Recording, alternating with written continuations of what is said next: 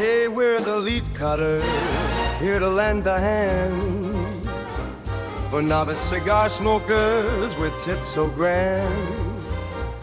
Not pros, but we'll guide you right in our Porch Cigar Lounge, light up the night. Reach out, chat along, smoke with us where you belong. So grab a cigar, come on and stay. In our back porch lounge, we'll show you the way.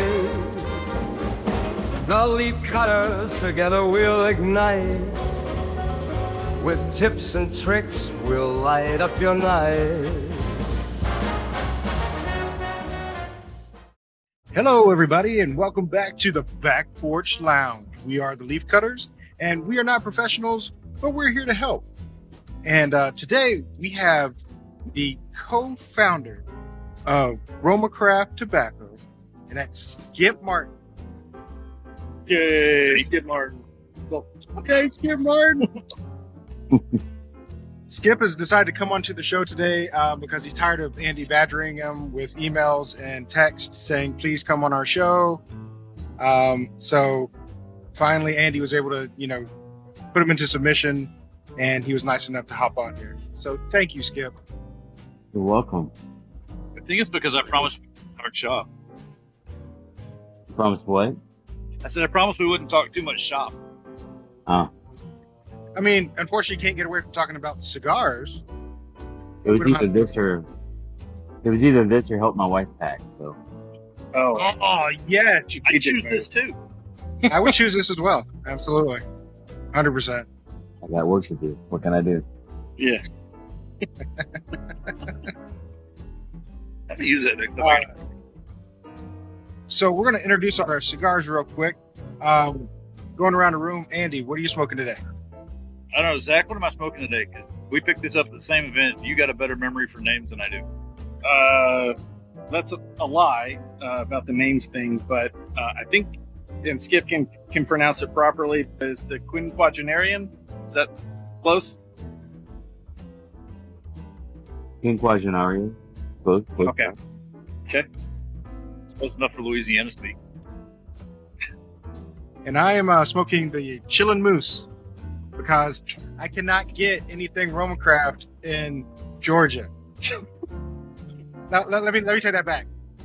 Noonan, Georgia cannot get anything RoMa Craft because we've already established in a previous podcast we can't have any nice things in Noonan, Georgia. It's not come good to tobacco. Actually, I'm just screwing around. I also have one of the Universario, whatever you want to call it. I think yours might be a Neanderthal. Yeah, I think he said this might be a Neanderthal because of the flat cap. Right. Those are segundos. It looks like. Okay. Yeah. So see how light that one is? It didn't make the cut. So. Yeah. That's why Jason was handing them out to me like left and right at the event here a couple of months ago. Yeah, we probably about, depends on the blend, but between 3 and 5% of our cigars. What happens is when you're making them, the wrapper's wet. You've gone through the process of sorting the wrapper and grading it, but once you put it on a cigar and it stretched out and it dries, you can sometimes see defects that you couldn't see before. So once it gets through the aging process, if a cigar is a bad cigar, like it's underfilled or has a soft spot or something's wrong with it at the table, that's called a fire or a failure or a factory reject, right? That's about, I don't know, it's a very small number, maybe 1% or less. I mean, if somebody makes 400 cigars on a really, really bad day, maybe they have 5 or 10, but most days they maybe have 2. So it's a really low percentage. if it doesn't make weight, for example, if it's too heavy or too light. Once it gets accepted, it goes into the aging room, and once it comes out of the aging room, 3, 4, 5 months later, it goes to a table where they're sorting it for color, so that each box is the same shade, right? So if they see something like a nick on the wrapper, or the cap is coming off, or it's gotten damaged in the process of being moved around, it either becomes what's called a reemplazo, which is they replace the wrapper, or it's a segundo. The only reason it would be a reemplazo is if it's really bad, like half the wrapper, like an inch of the wrapper got torn off or something like that. If it's a little aesthetic problem, it becomes a segundo, and so we end up with 40, 50,000 of those a year. And so historically we've smoked those ourselves. We've given them out kind of at the visitors or whatever. We've always sold them at the factory for $1 or $2. But we're really working on some way to get those to consumers without kind of undercutting the core cigars. Because as you guys can see, that cigar is light, but it's going to smoke perfectly fine. The other cigar may have some other aesthetic issue, but it's going to smoke perfectly fine. If I'm a consumer and I smoke Cro-Magnon EMHs, and I have the opportunity to buy the same cigar that's a little bit ugly at half the price, I'm going to do that, right? So, yeah. So we're working on a way, because to me the segundos are a great thing. Like how they say if you buy a box you get 5 free or whatever. I'm not a big fan of giving away 5 cigars, because what you're saying is that your cigars are not worth what they're worth. And but I think buying a box of cigars and getting 5 segundos, or buying a box, or giving a segundo to someone to try a brand, blind, and say, hey, did you like that? If you do, this is what that was.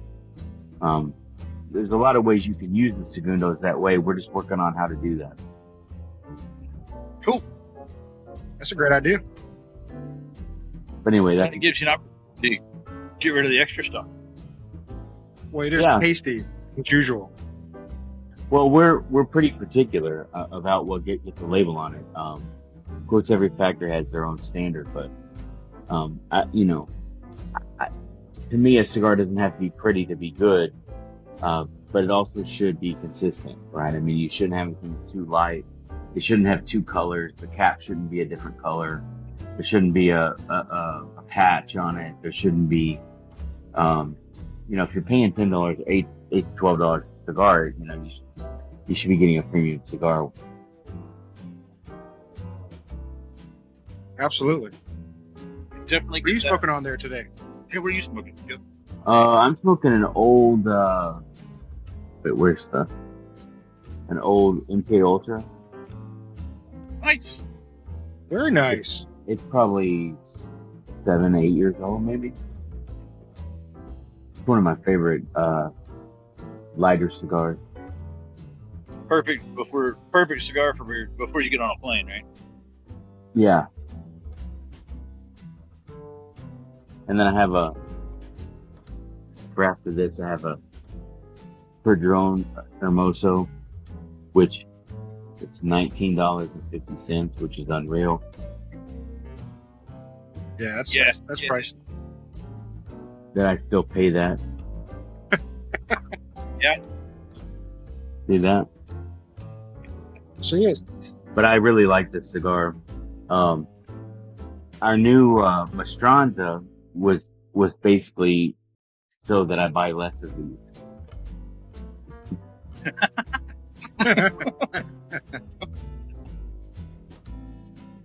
That's an awesome plan. Let me blend something where I don't have to spend more money on other people's stuff. Well, I mean, I've always bought other people's cigars. I mean, I'm a consumer first. I always have been since the 90s. But, and I don't mind spending the money on good cigars, but, $20 for a 4-inch cigar is,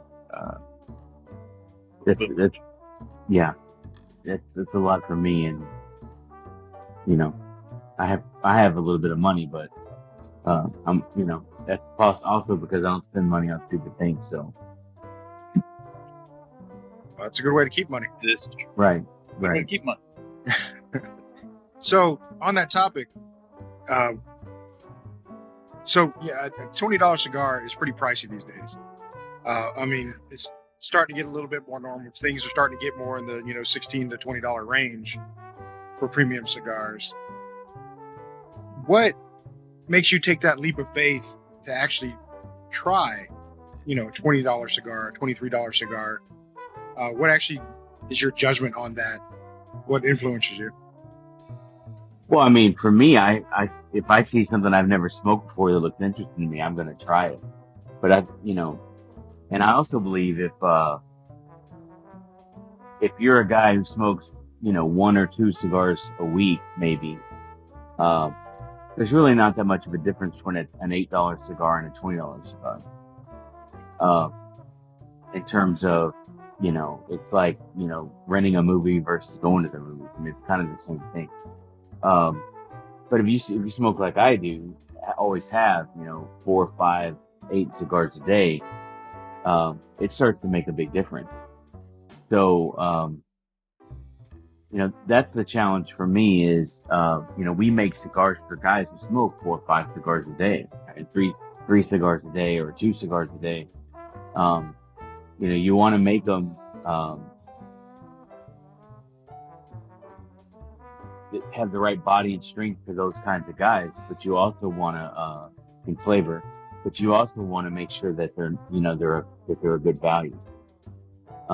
Value, I think, is, kind of a stolen word. It's kind of become synonymous with cheap, but really value is kind of the combination of quality and price. It's like good quality at a good price. I mean, value can happen at a higher price. Coop is mad at me right now, but still, because he put $100 cigar on his value cigar list, which is fucking ridiculous. Right. But I think let me explain what I mean by the value. So, and I've said this on a couple of different places, so it's nothing new. But I don't know if one of you guys is a quick mathematician, but a cigar basically has 3 or 4 cost components. 1 is the filler and the binder. 2 is the wrapper. 3 is the labor. 4 is how much the factory kind of has to make as a profit to justify being in business. Then you have the freight and the federal excise tax to get it to the United States. And then you have the margin that the company, the brand has, and then you have the margin that the store has, right? So, just so everybody understands kind of the economics of cigars, you can go backward. So, if a cigar is $10, and this would be in a state that has no tobacco taxes, right? That cigar, the person who's selling that cigar bought it for $5, most likely. That's called keystone margin. So, a $4 wholesale cigar is $8. A $6 wholesale cigar is $12. A $20 wholesale cigar probably costs them $10. Probably not, but I'll get to that. So, the store is making double the money of whatever they buy. And there isn't very many things in the world today that are actually priced that way.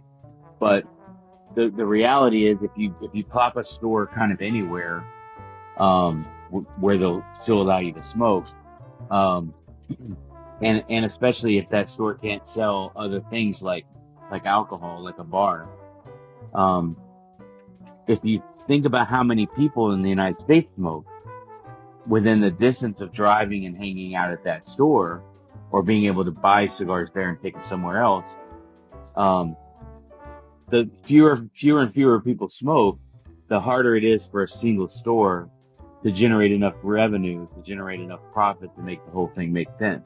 And that's kind of why Keystone margins have become more standard, is because, or are the rule, is because, an average store has got to do, 600, 700, 800,000, in order to generate a decent salary for kind of the owner operator, right? And a Right. few employees. So, if you think about 600,000, if a cigar costs, $12, they've got to sell, 50,000 cigars a year or something, right? Call it Yeah.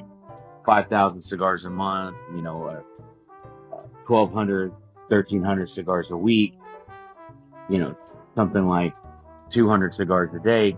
So a store has to do somewhere between 100, 200 cigars a day.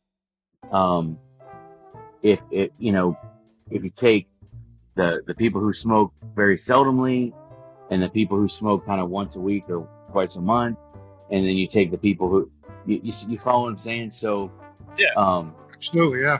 they have to be able to generate, I don't know how, any given store, there's so many people that smoke around them. And then there's a very few that smoke more than one or two a day. And the people that smoke one or two a day just aren't buying it from the stores anymore. So I'm not saying that 100% markup isn't fair. I understand why it has to exist, for stores. But starting from the other end, right? Everybody in the chain can't make double their money. If they did, cigars wouldn't be affordable. It would make no sense. So, if you take the most expensive filler in the world, maybe it costs $20 a pound. I don't know. I've never seen tobacco worth $20 a pound. But maybe it exists. I don't know. So maybe Cuban tobacco, even Cuban tobacco, I pay less than $12 a pound. So I don't, but let's say $20 a pound. If you're using 40 pounds per thousand, right? Mm-hmm. You're talking about 80 cents per thousand, 80 cents a cigar, right? Yeah. At 20 pounds a thousand, the most expensive filler you could possibly find. It's been fermented slow and low forever. It's been aged in a warehouse for 10 or 15 years and lost some of its weight. I mean, it's the most expensive filler you can find. The most expensive wrapper is somewhere around $80 a pound at 10 pounds per thousand. So you're talking about another 80 cents, right? Yeah. I was in Manhattan, and the guys making cigars in downtown Manhattan, one of the most expensive places in the world, were making about 70 cents a cigar, right? So now you're talking about $2.30 a cigar of material and labor. To get that on a boat or a plane and get it to the United States and pay the 40-cent S-chip excise tax, you're talking about 60 cents, right? So now Yeah. So now you're talking about $2.90. So let's say the brand doubles their money and it's $6, right? And then the store doubles their money, it's still $12. And that's theoretically the most expensive cigar in the world that you can make, right? Yeah. Most cigars don't cost $2.90 to make. Most filler is half that price. Most wrapper is half that price. Most labor is half that price. So most cigars cost $1.50-ish to make. And if you have your own farms and you have your own curing barns and those kinds of things, maybe they cost half of that, right? Wow. Of course, the farms themselves have to make a little bit of a profit too, right? But Right. so let's call a cigar $1.50. It comes to the United States, $2.10. Let's say the what we make is about 50% margin. So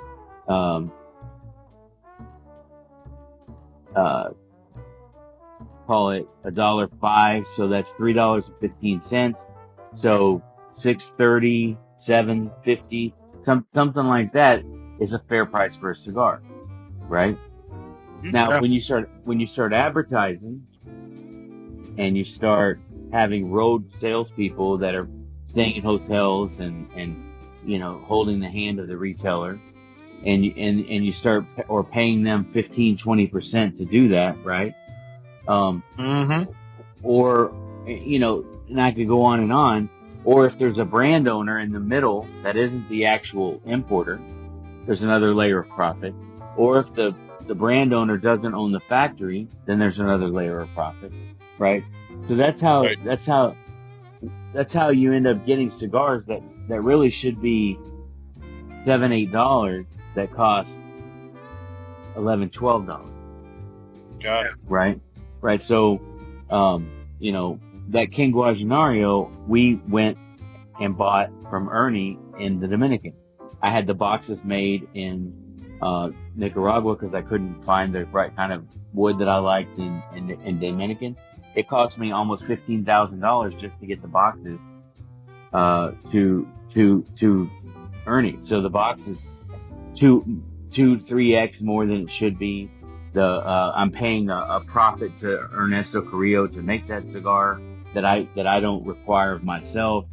Then I have to, there's other costs. That's why that cigar is $15. If I had made that cigar in my own factory, I probably could have sold it for $12.50, $12, right? Yeah. So when I say value, what I'm saying is, if you understand what it costs to make something, and you take out all the things that are not a part of the experience of enjoying that thing or consuming that thing, the less of that there is. If you take a craft beer bottle, a friend of mine owned a brewery, or still owns a brewery, and he had a graph that showed what percentage of the bottle was how much it costs to make it, how much it costs to bottle it, how much it costs to pay the taxes and the regulations, the labels, stuff like that, how much it costs to distribute it, how much the store makes, etc. And it's a very small percentage of what's in that bottle actually is in the quality of the beer that's in the bottle, right? Now, an American stout from a craft brewery, maybe that's 24%. Miller Lite, maybe it's 4%, right? But Miller Lite, I'm just saying. right? But Miller Lite, doesn't charge $8 a bottle, right? Right. So, if you're an informed consumer, on some level, what something costs to make versus what you pay for it is irrelevant. On some level, you pick it up and go, hey, I know exactly what the cigar is going to taste like. I know that is what I want right now. And you light it and cut it, it draws, and you enjoy it, and it tastes exactly the way you want it to taste. Maybe $20 is the fair price, right? I don't know. Every person has to decide on their own whether that is or not a fair price to them. Yeah. For me, it's something I can afford to do for myself, and I don't mind giving a little bit of money to the Padrones. I know they don't waste it on a lot of excess sales and advertising and fancy packaging, and they just pocket the money, and good for them. But I also know that they reinvest that, and they have 50 people from their family working for them, and so I don't think they're flying private jets and dating supermodels. They just take care of their family, right? Yeah. So for me, paying $20 every now and then, even though I know the store's getting $10 for that, or $220 of margin every time I buy that, when the amount of work it took them to sell that to me was very little. All they had to do was kind of have it in inventory, which right. It's hard. It's half the battle, right? Yeah. Some of them don't even do that very well. But for me, I don't feel like I am getting ripped off smoking that cigar. every time I look at it and go, I can't believe I'm paying $20 for a cigar. And then I realize that I've worked my whole life, so fuck it, I'm going to enjoy it. Right. There you go.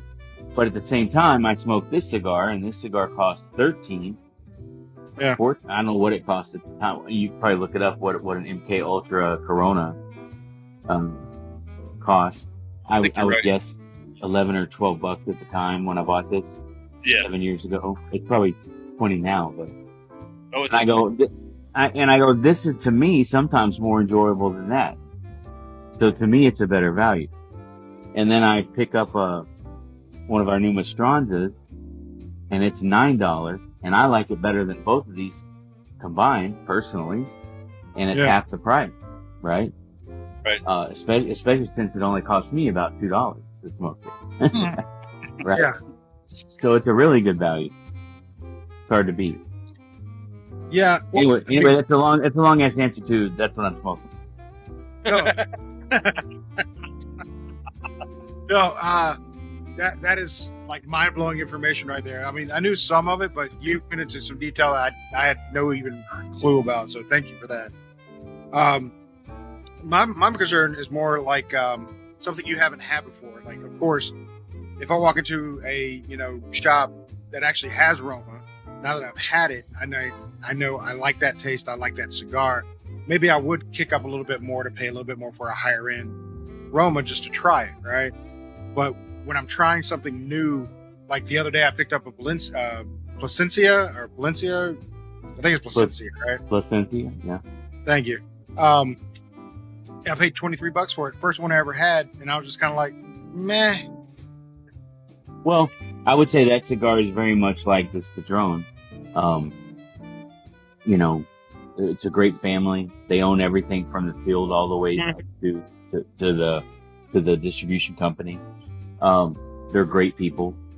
I know they take really good care of their employees. So they do reinvest a lot, back, kind of like the way Fuente does with Newman in the Dominican. Placencia does a lot of that, especially for its own employees in Nicaragua.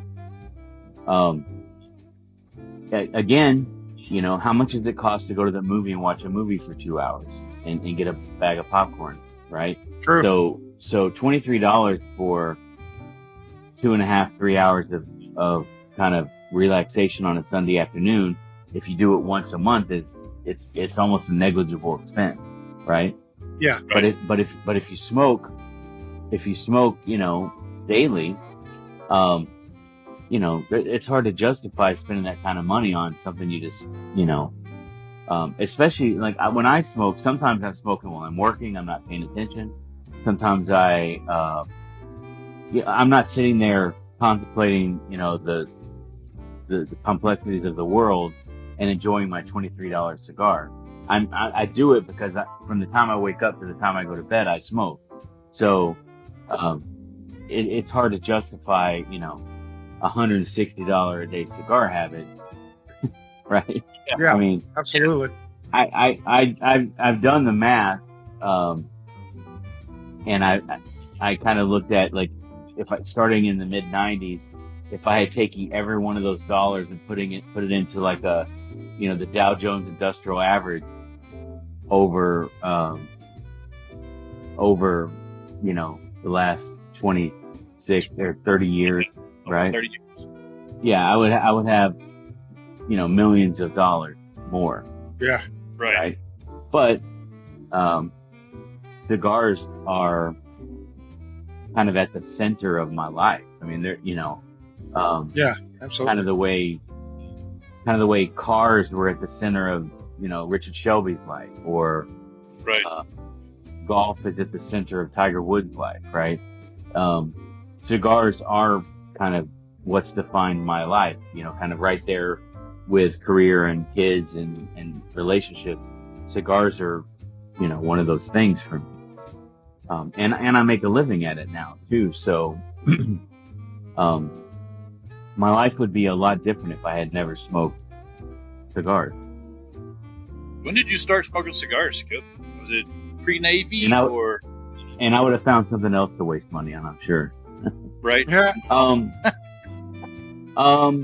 No, I had smoked a cigar or two, kind of maybe, before the Navy. I had two things happen. One, a friend of mine who I went to nuclear power school with was on the Enterprise, which is a carrier, and I was on a submarine. And but our families were really close. We got married at the same time. Our wives were friends. We had kids at the same time. Went to all the school from boot camp through the Navy together. I don't know why he got into cigars, but he had bought this cheap, $20 box humidor with one of those, distilled water humidifying devices. Mm-hmm. And he had bought some Connecticut moneymakers, 80 Graves Connecticut moneymakers, the ugly broadleaf, no label.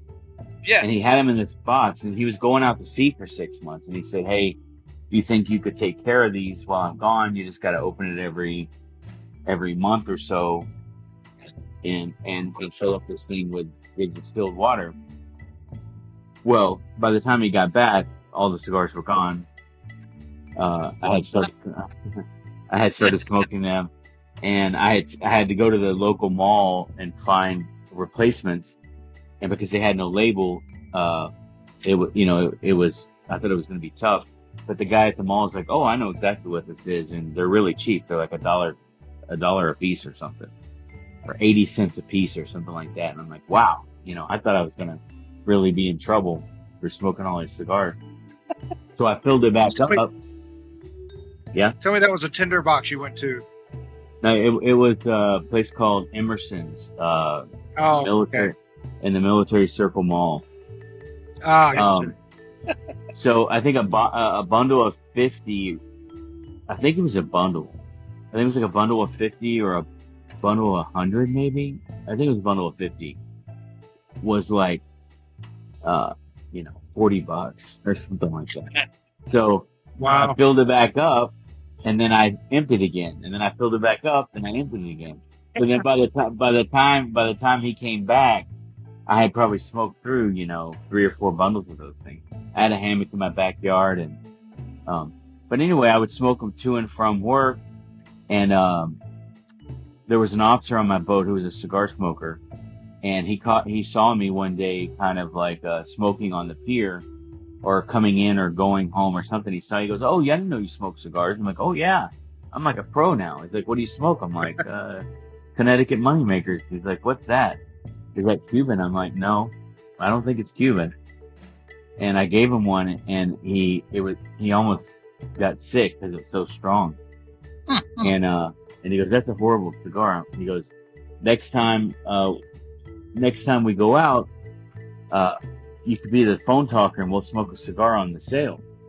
Like, when a submarine goes in and out of port, it stays on the surface, and the part with the wings up top is called the sail. And there's always the officer of the deck, kind of driving the boat, and then a phone talker and a navigator, a quartermaster. So there's 3 people up there, and so it's the coolest watch you can get because you get to stay out watching the dolphins jump over the hull. And yeah. So cool. Anyway, so I started buying cigars from this store, the best cigars I could buy, because I couldn't find Cuban cigars, to get him to find cigars that he would like. But he only smoked like one every week or 2 weeks, and I was smoking like 3-4 a day, right? Right. Yeah. So, that's how I kind of got into Opus X. That's how I met Wayne Suarez, who was Cynthia Suarez Fuentes' first husband back then. This was like 90. This had to be like 92, 93. And then I got to know the retailer a lot better. At the time, he had a couple of mall stores. He had a downtown store, and bought my first humidor and just really got into it. Started going on trips, some of the first consumer trips that there were. When I moved to Chicago, I started going to a shop in Chicago called Up Down, which was owned by a woman named Dinah Silvis, who was also kind of another famous person in the cigar world. Met some more people, and then when I moved to Texas, I kind of found a retailer here called a place called Pipe World, and became really good friends with him. Of course, when you're spending $20,000 a year on cigars, you become a good customer pretty fast. Right. Then we had a house in Galveston. I would go to Galveston, and I would get up kind of frustrated that there was no good cigar stores. You had to stop somewhere in Houston before you got there. So long story short, I ended up having a store in Galveston. It got hit by a hurricane after 2 or 3 years. But kind of, I went from being a consumer to kind of accidentally becoming a retailer. Then kind of, when the store got kind of destroyed, I kind of had a friend of mine, Doc Stogie Fresh, David Diaz. So I started doing kind of some articles and interviews for him for like a year or so, just so I could still go to the trade show. And then when the store got hit, that's when I kind of started talking with Mike about remaking a house cigar, and that kind of turned into the Cro-Magnon, which turned into RoMa, which turned into me buying a factory or building a factory. And now I've lived in Nicaragua for almost 12 years now. Wow. Which do you like better, hanging out, living in Nicaragua, or coming up here and staying more often? I always say, when people ask me that, I say, like, I've been here for more than a month, which is as long as I've been here in a long time, and I'm kind of ready to get back. Right? Yeah. I've eaten at all the restaurants. I'm tired. I'm tired of the traffic. I miss my dog. I miss going out. Being next to the ocean. But I'll go back there, and then I'll kind of get I'm sitting not having a good place to eat, whatever. Then I'll go to Esteli, for a week or two. Then I'll come back to San Juan, and then I'll get sick of the whole country, and I'll have to come back here. So it's nice to be able to go, different places. So you have variety. You have variety in your life of where you live. That's awesome. Right. Yeah. It's nice to be able to get a change of scenery. Yeah. But I come here, I have a house, I open it up and, it's home, and then I go there and I open it up and it's home. So it's nice. That's awesome. All right. So I guess we need to get to some serious questions here, because we did have some questions lined up for you. And first one right off the bat, what's your Xbox gamer score? My gamer tag? No, your score. No, don't put out your tag. I don't want people bugging you. But your score, your achievements. I didn't even know there was one. I have no idea. I really have no idea. That's like me. Perfect. I've been playing it. I think I bought my first Xbox around like Madden 98, I want to say, or maybe. Okay. Yeah. Maybe 99. So I've always been an Xbox guy, but like last night I played for 15 minutes Call of Duty, and then I get frustrated that I'm getting killed by all the kids that want to fuck my mom and whatever. So yeah. I kind of like setting up my own kind of private match and playing the bots, just because I just like the no stress, like the sweaty hardcore whatever is, it's too much for me. Like I can't play. I like playing Madden against the computer if I'm playing rookie, but if I play Sean and Sean scores 97 points on me, I'm like, that's no fun. So. John, you're taking the next couple of days off, buddy. Why? Did you see the score? That's it. That's why. Yeah. So I don't know what my achievement score is. I have no idea. We have a guy on the podcast that it's ridiculous. He's like way up there. And so that was definitely a question that we wanted to compare to him, see how much you play Xbox. Well, I play this 'Cause I'm with this you. game. Go ahead. Go ahead. I play this game on my phone called Two Dots, and I'm on like level 6,300 and something. And like most Oh, people dude. are running, most people who play it are on like level 200 or something. So I play that way too much. Yeah, flexing that a little bit. Well, it's kind of like you know, to get to sleep or what when you're on a plane or whatever. So Just something to do. Yeah. Yeah, absolutely. Some time waster that you enjoy, do it. But I'm with you as far as Xbox goes. I'll play the CPU or the computer all day because I'm not putting myself in that kind of stressful environment. right, It's because there's so many assholes out there that just say random shit that's just stupid, and you're like, let's just play the game. right. That's why my oldest has I think he mute just like me, he mutes everybody in the lobby. You don't want to listen. Look, you don't need to listen to the crap. Just play and have a good time. I mean, I wish there were options. Just turn off all chat. Just There is don't chat. Well, I don't wear a headset, and I end up muting most of the people at the beginning of every match. But back in the day, like when we were getting started with RoMa, there was probably 7 or 8 of us that would play pretty regularly on at night. So we just smoke cigars and shoot the shit, which is nice. Not the competitive yelling at each other stuff. Yeah. We yell at each other. It's more friendly banter at this point. Yeah. But, it's coming from a place of love when you're doing it with your friends versus, just complete essence. Right. And Kira, my waitress is here. Okay. I'll give you a tip.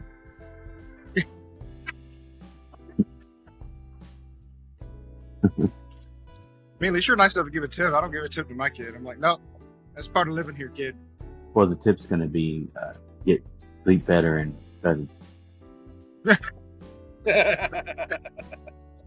going to have to plug my tablet in.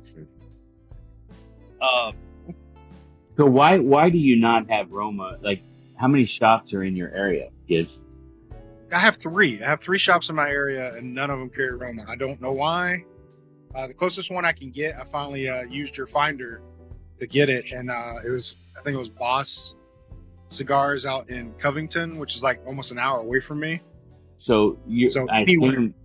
I assume with a podcast, you're close friends with your retailer, right? Yeah, I talk to Tim all the time, who's my closest one, Thick Ash. Love that dude. He's the closest one I got, but so why hasn't he called us and ordered some? I think there was a debacle that went on when he did try to reach out, and he finally got everything he needed.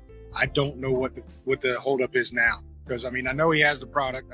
I gave him one out of my own personal stash that I ended up getting from somebody else, and said, "Try this." And it may have been you, Andy, and said, "Hey, try this." And he tried it, and immediately, before I could get home, he was calling me saying, "I want that cigar." So, but it's just kind of a running joke now. It's like, I'm not mad that they don't carry it. I'm mad that they don't have RoMa, because I like RoMa. Everything I've had from you guys has just knocked it out of the park. Been one of those cigars that I've been like, I want another one. Almost as soon as I put it down, I want another one. So, like I said, it's more of a running joke now, more than, I'm harping on those guys. Well, I don't know why this particular retailer does not carry our stuff, but what I can tell you is, Fiorella,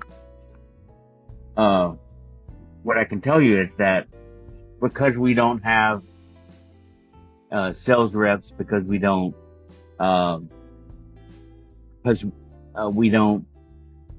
just carry, it's probably there's a lot of reasons, but there's I don't know. Some of these retailers, they need to be handheld, you know, and some of them, you know, we kind of make it a little bit harder because, you know, I don't want a guy who just orders, you know, one box of something every 4 months, right? Usually we only have 200 or 250 accounts in the whole country, right? So, Wow. we kind of really only want kind of the really dedicated people. But Understandable.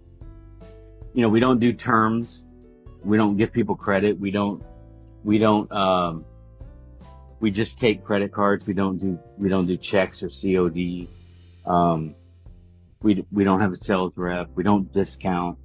So there's a lot of things that we don't do that one of those things, whether it's my political views on Facebook or it's the fact that we don't discount or the fact that we don't give free product, or there's always some reason why a retailer, you know, happens to not.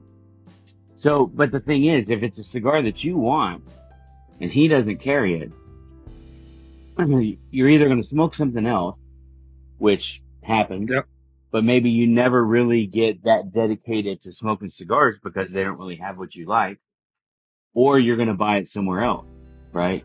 You're going to buy it from another retailer, or you're going to buy it online, especially when online becomes frictionless and you don't have to pay the state taxes, and it just comes to your house, and it's cheaper. And that's why 70% of the cigars that are smoked in the country are bought online. Yeah. Or through a catalog, right? Yeah. And then the retailer sits there wondering why they're going out of business. You know, when I was a retailer, if somebody came in and told me, you know, I had a guy came in one of my first weeks we were open. It's like, hey, I smoke Macanudo, the shitty one, the Lonsdale and the tube. Yeah. Starts with the P. pretty bad. That's what it's called. I don't remember the name of them, but hold on, I'll look it up because now I gotta. Well, in Tim's defense, he said he is eventually going to get it. He just isn't getting it right now. So I don't know what the story is behind that. I kind of dropped it after that point. But no, your apps, you hit a point that's absolutely right. If you're going into a cigar shop fairly regularly and you're looking for something that you want to smoke and you're not carrying it, I mean, I'm going to go find it somewhere else. You know, either go to our, you know, sponsor and say, hey, Penny, badass Penny, let's, you know, give me some RoMas because I really want some RoMas. I mean, I'm finding another way. But it is nice. It would be nice just to be able to go up the street and grab one or two or, you know, 5 and have them so I can just smoke them whenever I want. Yeah, I have to drive to Zach's house. I mean, it's only a 45 minute drive to pick up Yeah. RoMa here. So if, you know, you ever have a supply shortage, go to Zach's house because he has plenty. And, you know, he could open up his own store of RoMa. So that's just, you know, a little tip. Yeah, I don't remember. He's smoking them, so they're going away. You know, the point is that this guy said, hey, I like these cigars, and you know, I don't think they're good cigars. Macanudas in general, like Hyde Park and Hampton Courts or whatever, those are all kind of staples, but this particular one that he liked was just not very good, and it was pretty expensive for what it was. And but he said, hey, look, I'll buy one from. He wasn't a he bought one cigar every 2 or 3 weeks when he was walking downtown, when he was at the bar next door. He came in and bought one of these tubos, but he was a guaranteed sell 7 or anyway. I was the local store, and he said he wanted it, so I figured out a way to get it, and I never had it on the shelf. It was always up on the top. He was the only guy who ever bought one, who ever asked for one.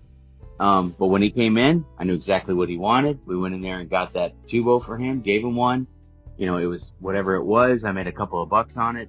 I couldn't have made more than $100 off the guy. It probably took me you know, I went through like a box a year or something for this guy.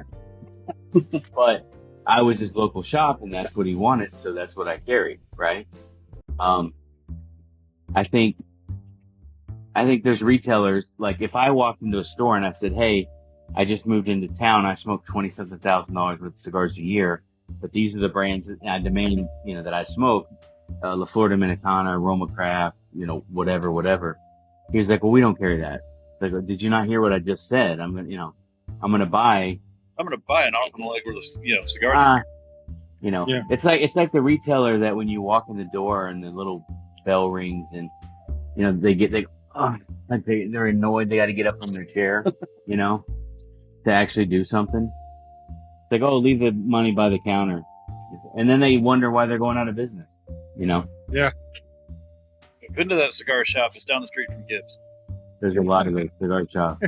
And it's not the one I'm talking about. It's not the one Gibbs is talking about. Those guys are they're older, so they just don't get up and rush to do anything, which is fine.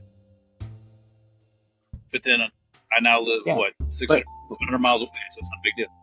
Yeah, but if you're spending, let's say you smoke 2 cigars a week, 3 cigars a week. If you're spending $30 or $40 a week on something, $50 a week on something, you want to feel good spending the money. You want to spend it at a place where they appreciate you. It's like if you go into a bar and buy a beer every afternoon. You want them to learn your name. You want them to have your seat. You want them to know what you want. Hey, whatever it is, you don't feel so bad about spending that $50 a week because part of what you're buying is that third place, right? That, right. Like you have home, you have work, and then you have your third place, right? So, cigar stores for a long time were that third place. And,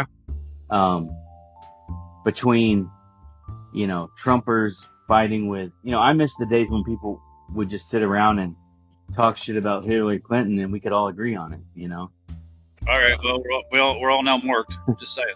And they say, oh, Hillary, whatever. I was like, yeah, what a bitch, what a, it's like, but now, it's like it's ruined it. It's ruined that environment. The cigar store, there's not as many of the good cigar stores like I kind of grew up in out there anymore. Yeah.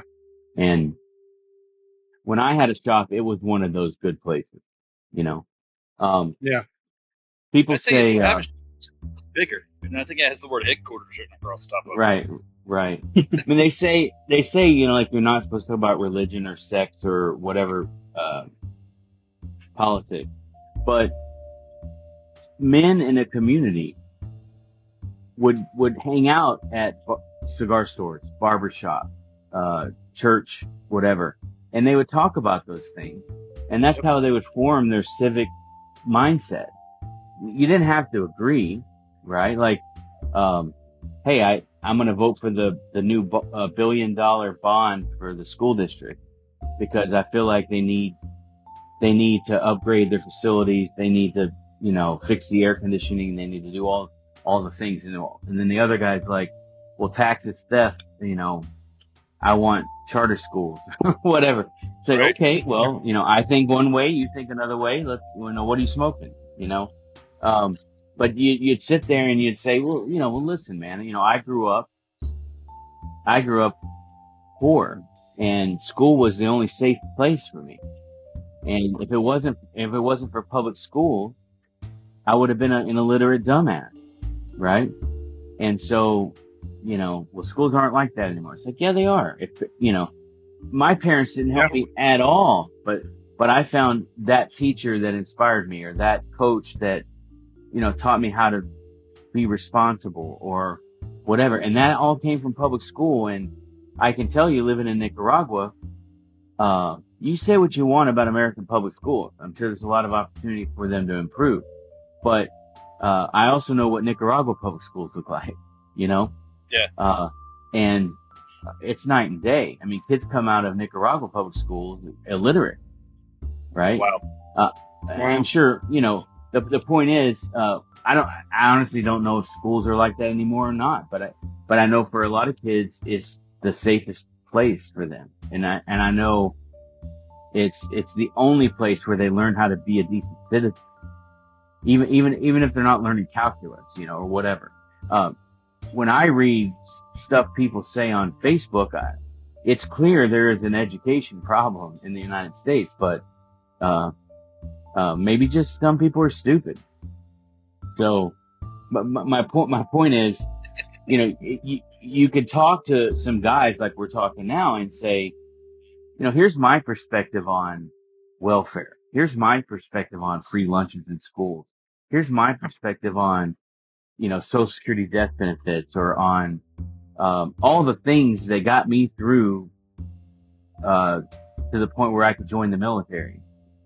Right. Right. And then the military itself is another kind of government social program, a service, but it goes both ways. I wouldn't have gotten in a college, I wouldn't have finished college if it wasn't for the military.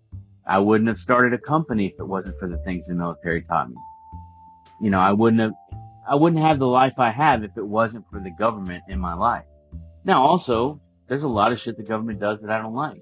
But we could sit down in a barbershop or in a cigar store and we could talk about, listen, I have my perspective because of the way I grew up. It's not because I'm dumb or because I'm a communist. It's because of how I lived and how I grew up. And I understand it isn't just because I'm smarter and I work harder than everybody. And I did this by myself, there are a lot of days I wouldn't have eaten if it hadn't have been for some kind of government program. There's a lot of days where I would have been beaten more if it wasn't for the system, or the sheriff coming to save us from, yet another domestic abuse guy. Right. Right. So, in a shop or in a barber shop or in a cigar store, you could tell somebody that and go, and then they humanize you and they go, you know what? I still think you're a socialist. Well, I'm really not. I'm a capitalist, but, I think you're a liberal. Well, I'm really not. I'm pretty conservative. Well, whatever, but at least I know why you think that way. Right. Yeah. And on Facebook, I have 5,000 people who are my friends or whatever. And on Instagram and, it's 20,000 or whatever the number is. I'm not really friends with more than 10 of those people, maybe. Yeah. And I'm probably not more than an acquaintance of no more than a couple, 500 or 600 of them. Yeah. And like maybe have met them. And 4,000 of them just creep there in the background to say something rude whenever whenever I trigger them. So, I think if you have to have that kind of place. You have to have that, just like what you're doing here. Right. Mm-hmm. And, I think that's what we're losing. And it's, unfortunate. No, that's an excellent point, because just like what you're saying, if you don't have that place where you can actually discuss these things and have a conversation about it, then you don't broaden yourself. You don't make yourself better to understand where other people are coming from. Because a lot of times, if you're like me, I work from home, so my opinions about things kind of get pigeonholed to certain things because I don't know any other perspective of it than what I feel. Yeah, So work from home you can- people are like the adult version of homeschool kids. exactly. So Yeah. you're kind They're of all weird. they're all weird, right, Zach? They're all weird. Oh yeah, we're all weird. Yeah, we are all. We're all I worked remotely for most of my time at Dell. I mean, probably close to 14 years I worked remotely. So I was a remote worker before remote working became cool. But Yeah. you do have to have some kind of interaction with people.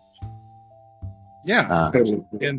And if you don't express your views and learn other people's views, you don't get a holistic idea of, certain, a lot of subjects, So if you hear their side of the story, just like you're saying, you kind of broaden your horizon and open yourself up to, okay, so maybe I understand why you're coming from this a little bit more, and I'm not so angry about it.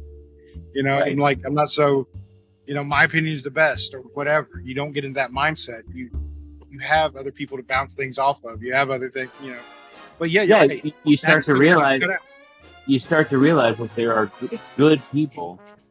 Mm-hmm. There are good people who just have a different perspective than you do. But yeah, it softens your the hard edges that you have with people. I mean, there's people online I have zero patience for. I'm sure they're decent people. I see they have families. Why they have these hard views that they have is, I imagine it's because they just don't have any perspective. Like, Yeah. I have people that worked for me in Nicaragua for years that came across the border illegally and live within 20 miles of here now, right? And you run into, you call them and you meet up for a day and you see how their kids are thriving. You see that they're working 2-3 jobs, 20 hours a day to survive. You see that they're living in shitty neighborhoods with crime and whatever that is not other immigrants. It's American crime, right? And you see how they're sacrificing, and you say to them, hey, well, how do you like it? It's like, I hate it. I'd go back tomorrow, but my kids, the future of my kids is completely different now. They're speaking English. They're driving. They have friends. They're going to have full lives that they wouldn't have had otherwise. So the sacrifice that I have to go through is, for my kids. Yeah. How can you, if you know people like that, how can you then, because I feel like the border should be secure.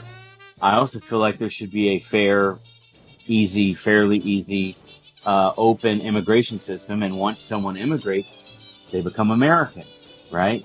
Yeah. And that's what keeps us from being different than like all the problems you're seeing like in the UK.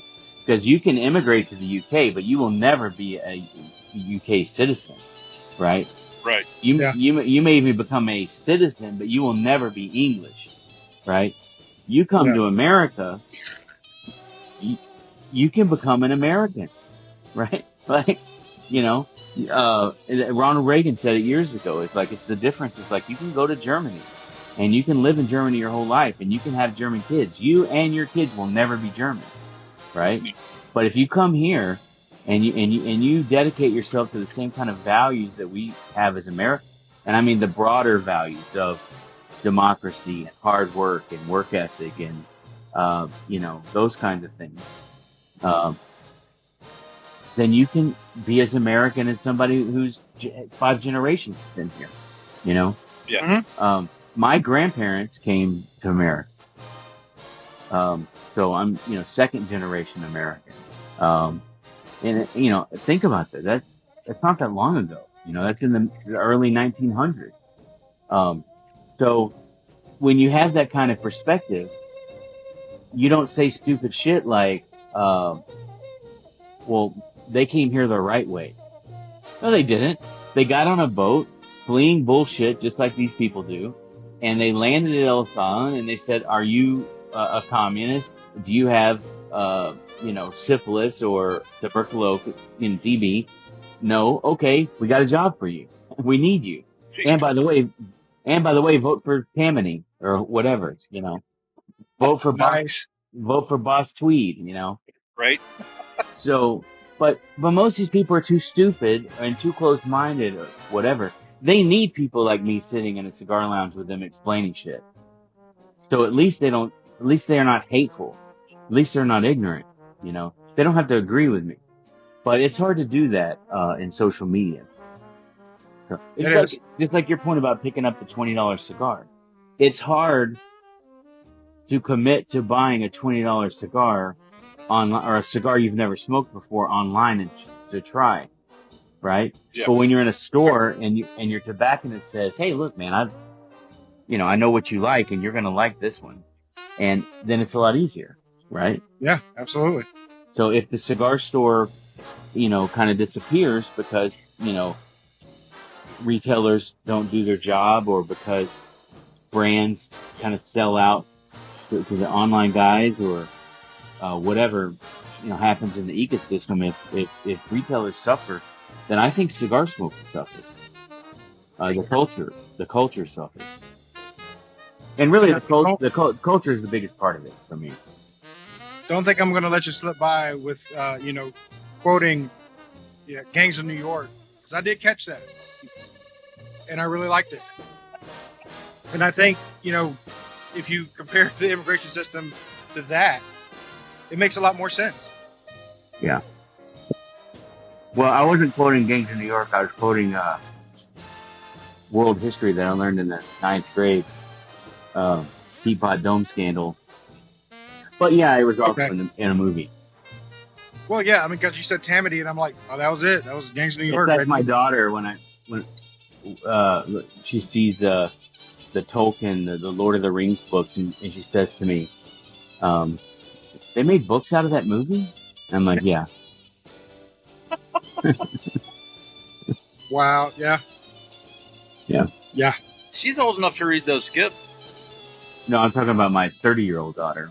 Oh, yeah, she's definitely old enough to read those. Right. I don't know if Fiorella may be old enough to read them now. All right, what's the next? We've got 3 questions, and we've been going for an hour and a half. So. Well, it's because we've been enjoying the shit out of listening to what you got to say, sir. So, we appreciate that. Well, what are going to be the hot take topics? It's hard to get a 30-second Instagram clip from a 20-minute answer. I don't know. Gibbs will get pretty good at it. I'm doing decent at it. I'm doing decent. No, honestly, going back, we love your product. Thank you. Hands down, we love your product.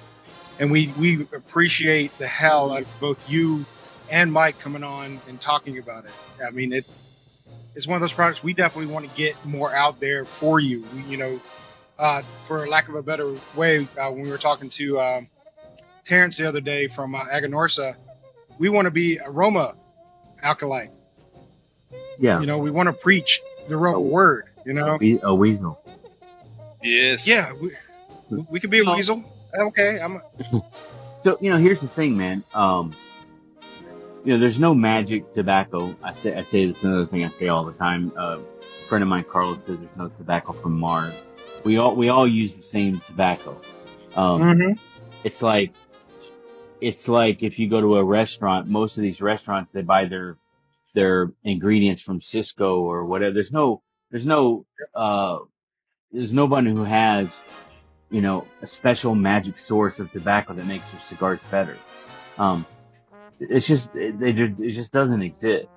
And so, it's a combination of a lot of things that you do: time, patience, taking care of your people, having consistency, quality. There's all these things that kind of wrap up in it. But, most of the cigars on the cigar market are pretty good today.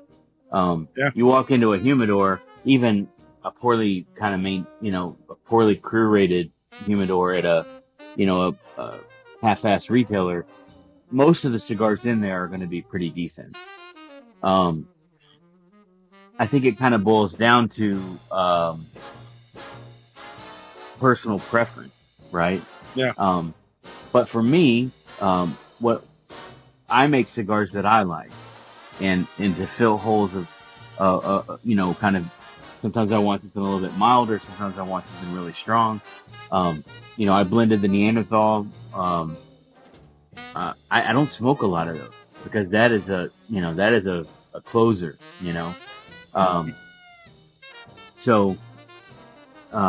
but when I made it, I loved it. Right. Yeah. Right. And for some people, that's their favorite cigar. Sometimes I just shift to something else. And, like right now, I'm kind of more on the lighter medium side of smaller ring gauge cigars. So, but I think if you do your job correctly and you make something that someone likes, the key is to continue to make it that way, and also make it run your business in a way where you can sell it at a fair price. Unfortunately, a lot of people look at our cigars and go, "Oh, they can't be as good as the other one because they're $5 cheaper," right? But the people who smoke two or three a day, they go, "Look, this cigar is easily as good, if not better, than this other one over time, specifically. And the fact that it's $4 or $5 cheaper, you have to understand why that is. But that's once people kind of key into that, if it's a cigar that they like, whether it's Aquitaine or EC or a mixture of all of them, right? I always say also if you don't find a cigar somewhere in our portfolio that you don't really like, you probably don't like smoking cigars, because there's something in there, for everybody. And they're consistent and they're a good price, and what is there to not like about them, right? Absolutely. So That Skip guy's kind of questionable, but that's not going to keep me from buying the cigars. that's right. I mean, whatever. There's plenty of guys out there who are so full of shit. Some people just like to be in a cult. Some people just like to be, fooled. So whatever. Well, it's getting to the sad part. I'm down to the nub of mine. So we're probably going to rate this for you. But for mine, I mean, you knocked it out of the park again. Great freaking cigar. I mean, start to finish. That's a Segundo, so that's probably a $2 cigar. Yeah. I don't care. Yeah. It's amazing. Okay. Thank you, man. It's great. I don't want to put it down. I'm going to let it continue burning my lips until I can't get any more out of it. Didn't leave a film on my mouth, which everybody knows. If for me, it leaves a film on my mouth, it takes me right out of the cigar. I don't like it. So for this one, I'm probably going to give it a 4.5 out of 5. I do like probably 2 other lines a little bit better than this one. 1 second. And that's kind of the only reason I'm knocking it down just a little bit, because those other 2 that I've had just floored me. So, but this one, again, I would pick it up in a heartbeat if I found it in my local tobacconist. So 4.5, it's good. So the question is, if your local tobacconist won't carry it, you got to figure out a place to get them, right? You got to buy. Exactly. You got to support one of these little guys that'll ship it to you, like Exactly. Cigar Hustler or my son-in-law at Riverside, or the Creto, or there's a bunch of places. Tommy up at Nickel City, Small Bat. There's a lot of places that'll send them to you. You got to find that and stop buying those. Right. Stop buying those $23 Placencias. No. Right? No, we rely pretty heavy on Penny. If we can't find something we really wanted, we'll call Penny up in New Hampshire. Yeah, she has She'll send the stuff. Yeah, she sends it. She's a big fan of RoMa. Yeah, she Talk has about them a lot. Yeah, she loves them. So we usually ask her. Gives But, Andy. was nice enough to text Penny one time and go, "Look, I just had this RoMa thing. This is awesome. I want to buy some more." So she ends up sending 20 cigars between the 5 of us. Here, She did. There you go. try these. Yeah, Penny's great. Penny's awesome. That Penny's awesome. She's kind of crazy, but in a good way. She's crazy in a good way. Very crazy. Lovable. These are kind of crazy. Yeah, she's That's definitely right. crazy. She's a not boring kind of crazy. There you go. How about you, Andy? I think this is the second time I've smoked the Quincenario. Yeah, that'll work. It's Ken, like Ken and Barbie. Okay. Like the Jerry, I want the Qua. Huh? Gin, like the drink. Ario, like Ario. And Guadagnario. Ken, Got it. Qua, Gin, Ario. It's Italian, not Spanish, by the way. That's where I'm struggling with it. It's delicious, and Thank you, man. I know it doesn't come from the RoMa Craft factories in beautiful Nicaragua, but Yeah, it's almost all Dominican except for the wrapper, which is Sumatra. It's almost all Dominican, but it doesn't taste like a Dominican cigar. So Nope. Yeah. it hits all the points, and for me, and I won't list them because they're long and distinguished. But It took a long time to be able to make a Nicaraguan cigar in the Dominican with Dominican tobacco. I'll bet. I mean, to make a RoMa cigar. I mean, it tastes like a RoMa cigar. Mhm. So, But on a scale of 1 to 5, I'm definitely going to give it a 5 because when I find them, I'll grab one, and if I need Penny to send me some, I'll get her to send me some. Skip, I think we met once, and it's been eons ago, probably in Atlanta at Buckhead. But that was a great shop. It is a great shop. Oh, it's still there? It's Yes. Mike and That was a good job. still there. Yeah. Goes and visits on occasion, and Mike gives him shit about talking to me and still knowing me and referencing back to our friendship.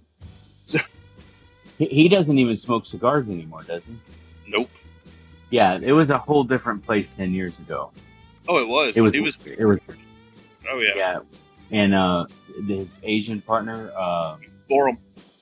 Borum, yeah. Mm-hmm. He used to drive around in that FJ.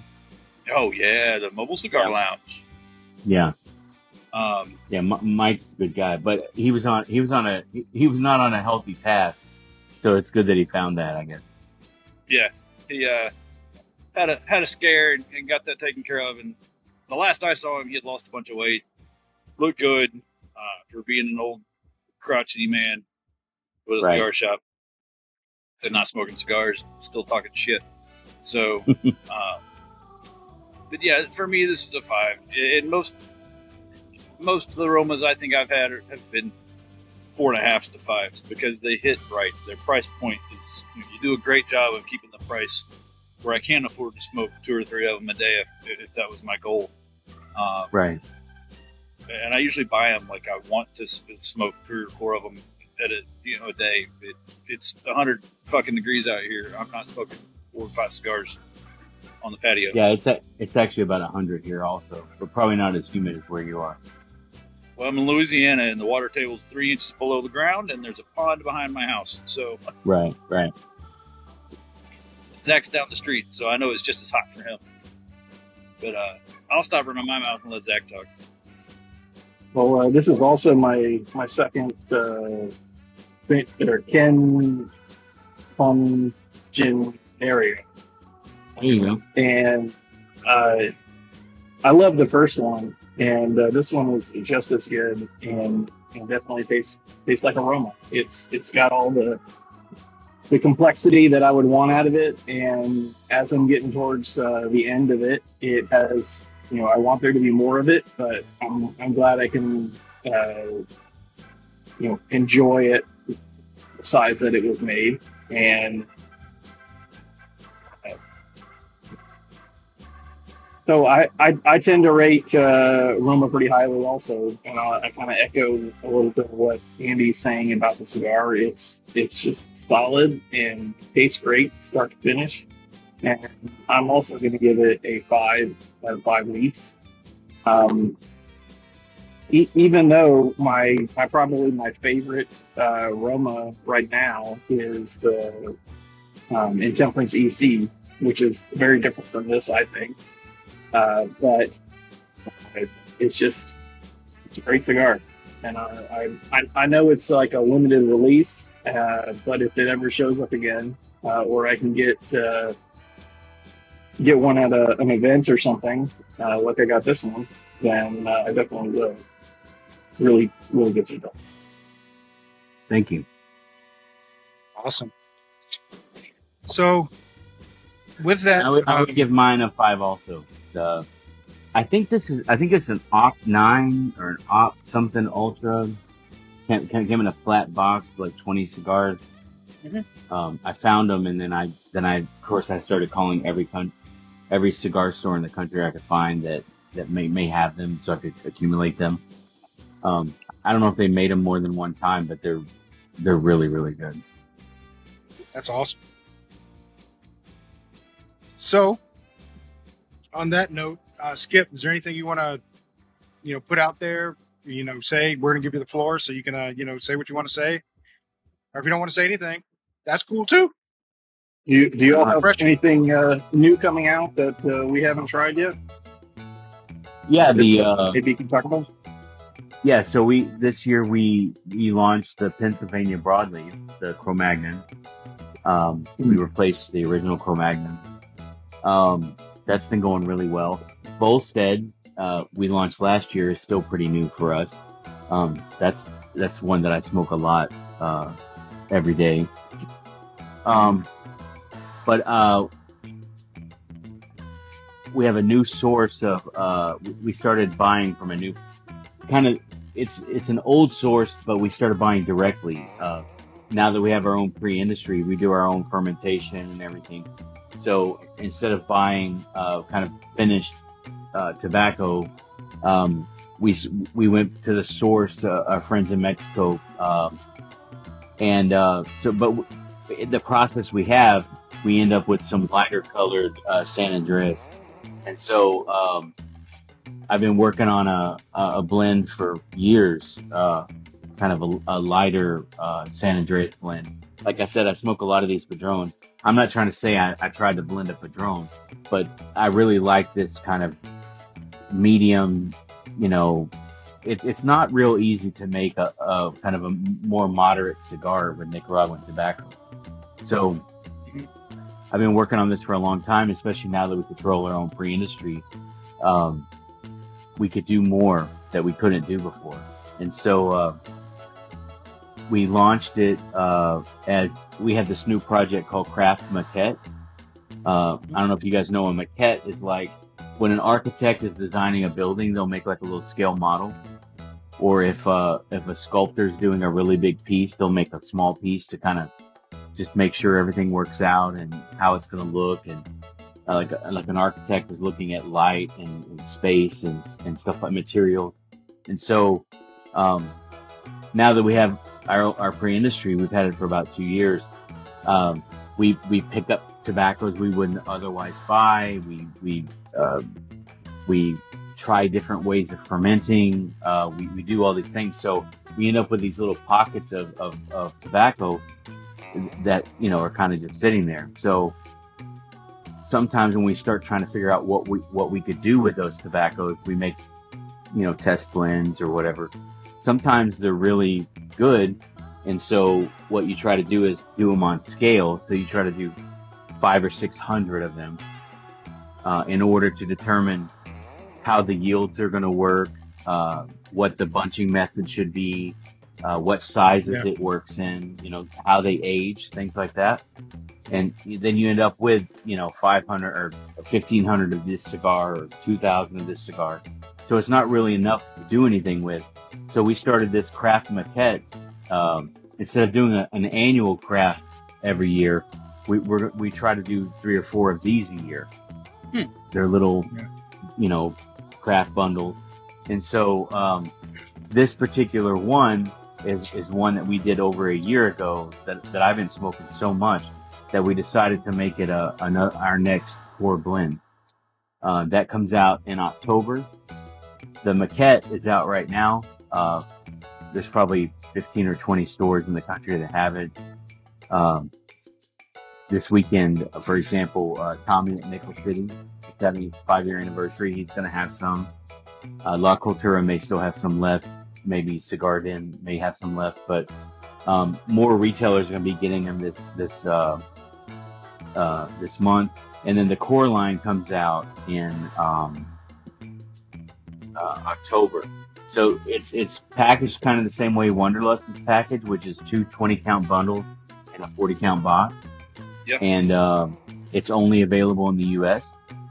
Because the Mirafeld family, I don't know if you know the Mirafelds, they're famous for growing Cameroon tobacco. He has his own cigar line now, actually, but they've long had their own cigar stuff in Europe. And we kind of started the trademark process at the same time independently. And because we had the U.S. mark, and because they had already started making and marketing a cigar in Europe, we gave them the European mark. And so they have Europe it's a whole different kind of bundled, completely different cigar. But in the U.S., we own this mark, but because of this trademark issue, we can only sell this cigar in the U.S. But it's really, really good. It's coming out. It's a box press. Comes in 3 sizes. The maquette is 4 3/4 by 56 box press. The 3 sizes are 4 by 52, which is great. I smoke a lot of the 4 by 46s, and then the box press, the 4 by 42, kind of feels the same. A 5 by 60 box press and 6 by 52.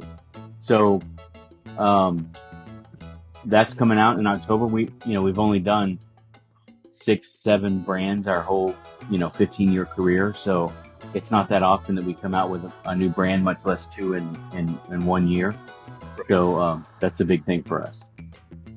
That's awesome, dude. Yeah. Also, if you ever need a tester, the leaf cutters are available. You just have to send the samples. That's all we need. That's all we ask. We do our own testing, and then you guys get the get it after that. So you're gonna have to find a new place to. Yeah. You need to find a good steady retailer like Penny, and buy it. Stop smoking, all the other stuff. Right. I mean, you want to smoke enough of the other stuff so that you remind yourself that's too expensive, that's not as good. So you always kind of come back to your core, to appreciate it.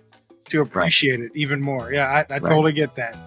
I tell my wife, that's how it works with women, but she doesn't agree. So it's a little bit harder sell. yeah, one's enough for me. Before we wrap it up, I did want to say I had a bunch of technical issues earlier, but I did want to mention this. One of the things I kind of appreciate about RoMa Craft is the variety of vitolas that you release, and I really like those small vitolas like the Petite Corona and stuff that are just real small, but just pack a great punch for that size. Thanks. Another, we were talking about making cigars earlier. It really doesn't cost that much more to make a really big cigar than it does to make a small cigar. Because we talked about the wrapper, filler, binder, right? So if the filler is 40 cents and the wrapper is 40 cents and the labor is 30 cents, as an example, a 4x46 may have 10% less filler. It has more waste, because you break a lot more of the tobacco, right? And that becomes picadura.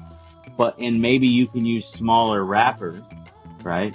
But you still have to use a whole wrapper leaf. So maybe the yield is, you get, 12 pounds per thousand instead of 15 pounds per thousand.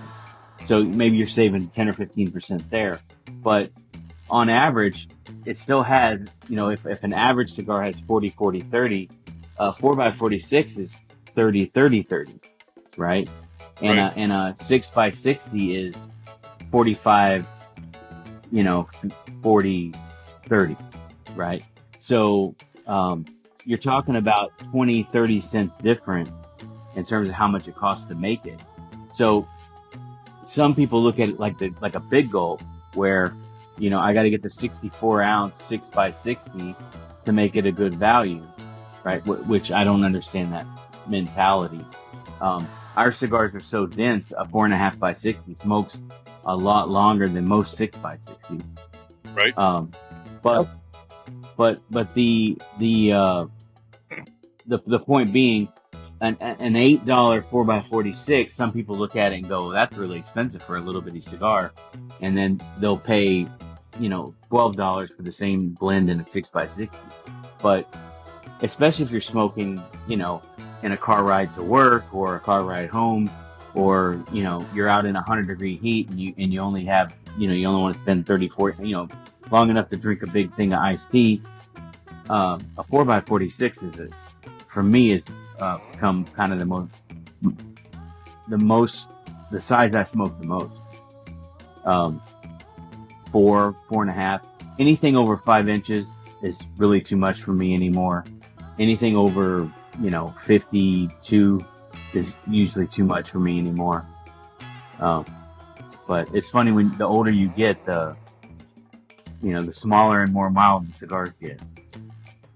I'll agree with that because I remember Yeah. smoking cigars in my 20s that were 7 by 50, 7 by 60, and now I'd much prefer the 4.5s or 4.5s or 5s by 60 and 50, 60. That just hits for me. I Right. can agree with that. Yeah. So I appreciate you saying that. Well, we appreciate you taking your time to come on here, talk to us about RoMa Craft, talk about the process, talk about everything you talked about, which gives us and our followers and our watchers a little bit more insight to understand what goes into making a good quality cigar that doesn't break the bank. And that's one of the things that we do tell people is like, look, you can get a quality cigar that doesn't cost you an arm and a leg. Just look at what RoMa Craft's doing. You're a great example of that, and we appreciate it. We appreciate the product. We appreciate everything about RoMa, really. Thank you. Yeah. Yeah. So my recommendation to you guys would be to get down to Nicaragua, and maybe the first trip you go on one of these where you're self-contained and they're prophesizing their cigars are the best or whatever. But once you get to a point where you can just go down there and visit a couple of factories, you can go see Oveja Negra, you can go see us, you can go see Little Chinchales, you can go see Drew Estate, whatever, AJ, and you kind of start seeing the more you see how different people do things different ways, you understand why cigars are different, but also you understand that the processes are kind of all the same. Making a hamburger is making a hamburger, no matter if it's at McDonald's or whatever. But the meat in a Big Mac is not exactly the same as the meat that's in a Five Guys or whatever. So Yeah. Yeah. So you didn't put yourself on that list. So are you saying if we go to Nicaragua, we can't tour your factory? I was the second one after Oveja Hey, Negra. he said that. Okay. So it's this hard. Yeah, maybe that's what it is. I'm just going deaf in my old age. All right. Well, I got to get on a plane to Nicaragua in a couple hours. So been good hanging out with you guys. Glad I Absolutely. could So make it. thanks for hanging out with us. And on that note, we're going to say good night. All right, guys. Good night.